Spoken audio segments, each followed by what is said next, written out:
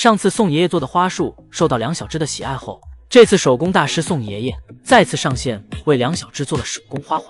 宋爷爷忍不住向姨姨们展示自己做的花环。看来宋爷爷对自己的手工技术很是自信。在园区内扫视一圈后的宋爷爷，最终发现自己的目标正趴在外出通道里，便过去找他们。这时听到动静的瑞宝率先跑了过来，不过吸引他的不是宋爷爷手中的花环，而是我们圣西姨母手中的手机。看到瑞宝直冲手机跑来，我们的圣西姨母惊呆了，没想到手机对瑞宝的诱惑力太大，顾着找镜头的瑞宝全然不听旁边宋爷爷的呼叫。宋爷爷只好拿着胡萝卜去引起瑞宝的注意。趁着瑞宝转身之际，眼疾手快的宋爷爷直接把胡萝卜放到瑞宝嘴里，而吃到胡萝卜的瑞宝像是被封印住一样，瞬间安静下来。宋爷爷看到后，尝试把花环戴到瑞宝头上。看到戴上花环的瑞宝，宋爷爷忍不住摸了摸瑞宝的脸，因为实在是太可爱了。与此同时，宋爷爷还不忘招呼正在员工通道的光君。而此时的光君同志看到眼前的这一幕，好像在对瑞宝说：“姐姐，你先拖住他俩，我研究一下这个通道怎么出去。”还没等辉宝研究明白，宋爷爷便把他捉了回来。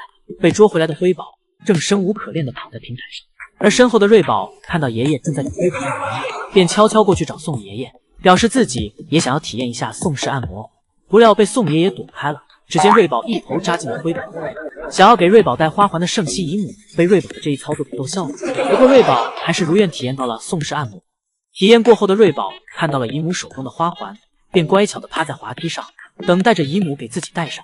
姨母见状，把手中的花环看到戴上花环的瑞宝，姨姨忍不住发出了耶不耶不的声音，因为戴上花环后的瑞宝实在是太可爱了。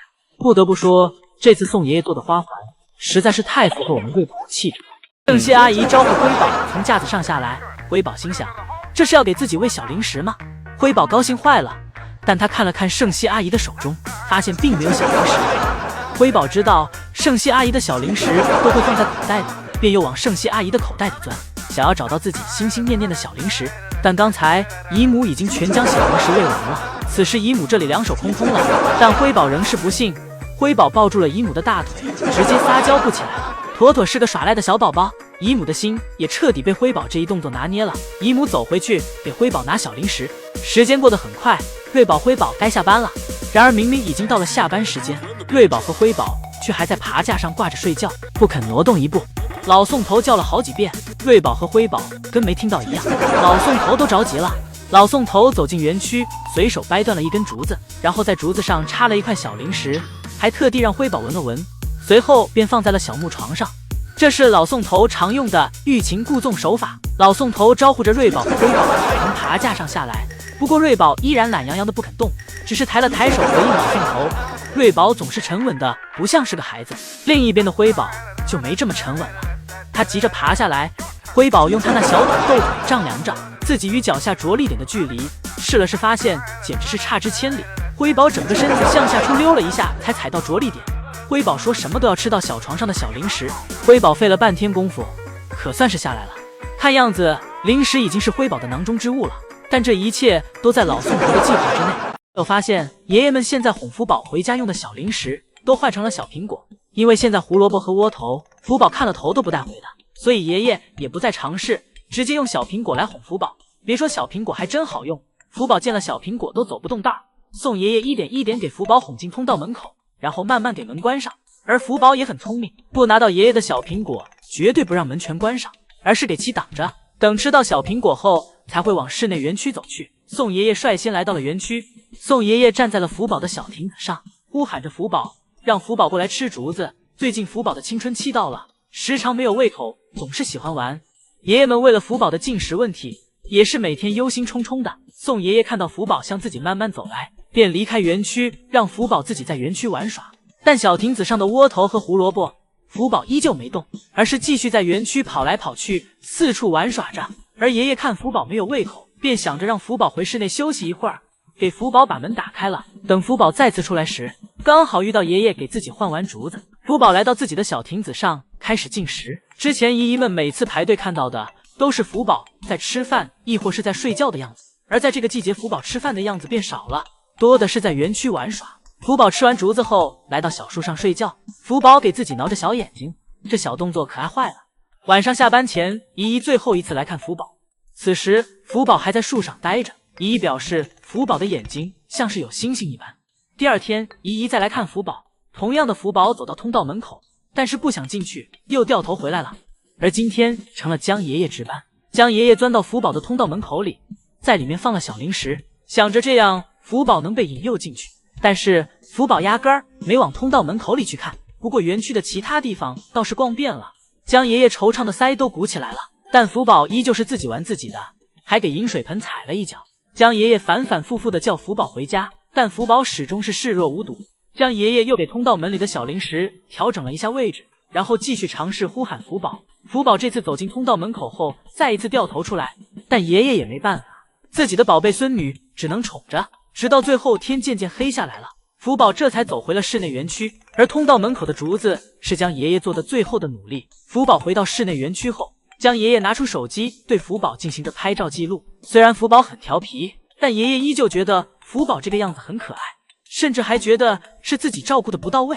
唯一今天遇到了江爷爷在室外为宝家清理室外园区的场景，因为此时宝家成员都没有在室外，所以有问题可以直接面对面告诉江爷爷。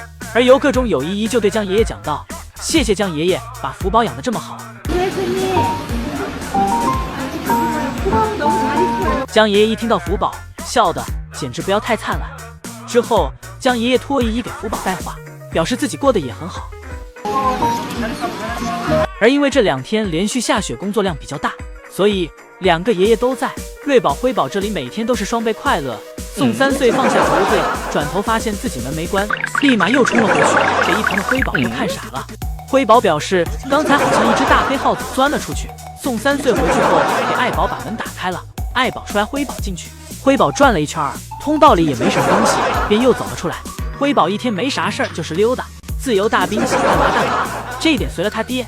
今天人家都回家了，他爹还在室外园区睡大觉呢。只要有床乐宝才不管室内还是舍内，反正都有空调，在哪睡都一样舒服。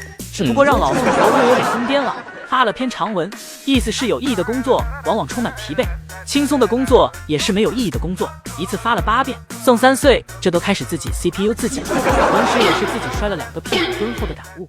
瑞宝今天的状态有点浑浑噩噩的，先是从小滑梯上自己给自己不小心摔了下去，之后又在爬树时又在风铃上蹲了个屁股蹲。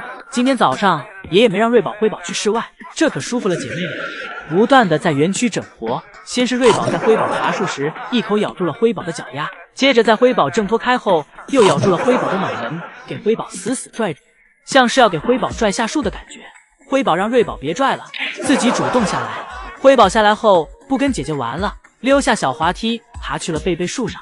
辉宝走后，瑞宝这里又开始整活了。瑞宝倒立在小滑梯上，小手抓着小树，然后用屁股和手势做标记。这还是姨姨们第一次见这种做标记的方式。大熊猫也叫猫，猫的身体是水做的，瑞宝的身体也像是水做的。瑞宝一番折腾，给自己从滑梯上摔了下来。瑞宝拖着自己迷迷糊糊的身子，又来到了饮水盆前。宝家的布局让宝家们的成员举动都透露着人里人气的。喝完水，瑞宝又来到了草丛里，开始铲青团。解决完自己的内需后，瑞宝开始往树上爬。原本爬树丝滑又灵活的瑞宝，今天却磕磕绊绊的，仿佛是因为瑞宝最近胖得太快了，一时还没适应自己这变胖之后的身体。瑞宝艰难地爬上树，然后又开始了整活。这迷迷糊糊的状态让姨姨们这一天都在怀疑，是不是自己搞错了熊？